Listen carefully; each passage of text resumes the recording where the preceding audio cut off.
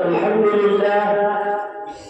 لله الذي خلق السماوات والأرض وما بينهما في 6 أيام ثم استوى على العرش، وأشهد أن لا إله إلا الله وحده لا شريك له، وأشهد أن محمدا عبده ورسوله.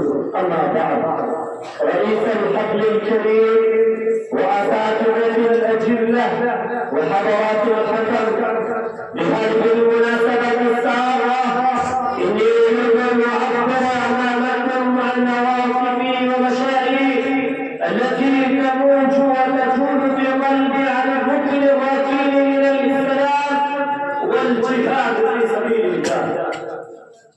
إخواني، إن الدلائل والبراهين على الجهاد وأهميته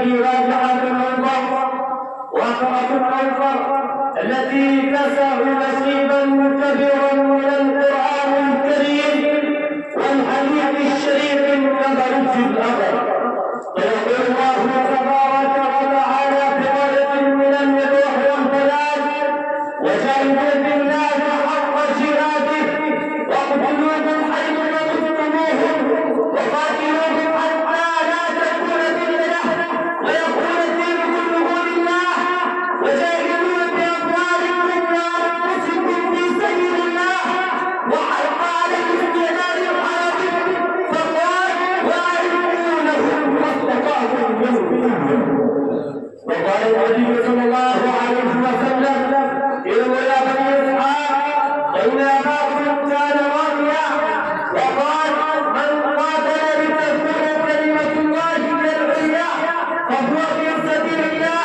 وأتى رجل بالسياحة فقال: إن سياحة أمتي الجهاد في سبيل الله، وما إلى ذلك من الدلائل والفرص الكثيرة.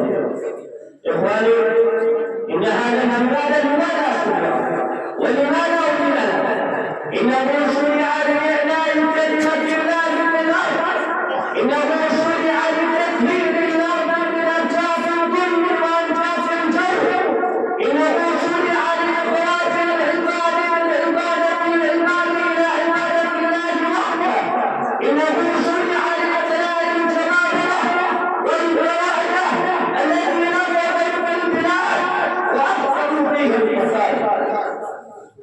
أيها الإخوة بالله، لا يقوم أساس على الجهاد على القوة المادية المتضجرة عن الفتاكة، لا يقوم أساس على الجهاد على القوة المادية المتضجرة عن الفتاكة والدبابات والصواريخ الصامرة والمناهج المتنوعة والآلات الحربية التي كانت ترقص إلى الهمجية والوحشية والبربرية، والتي تسلك دم الأبرياء المعصومين بالرشد.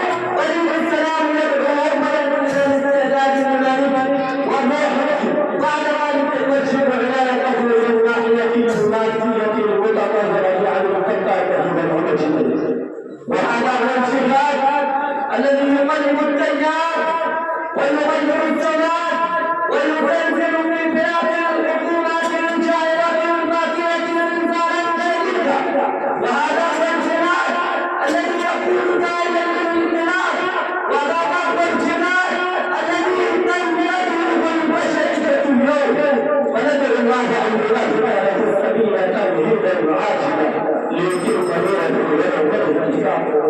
انا اكتفي بهذه الكلمات واخر دعوانا ان الحمد لله رب العالمين.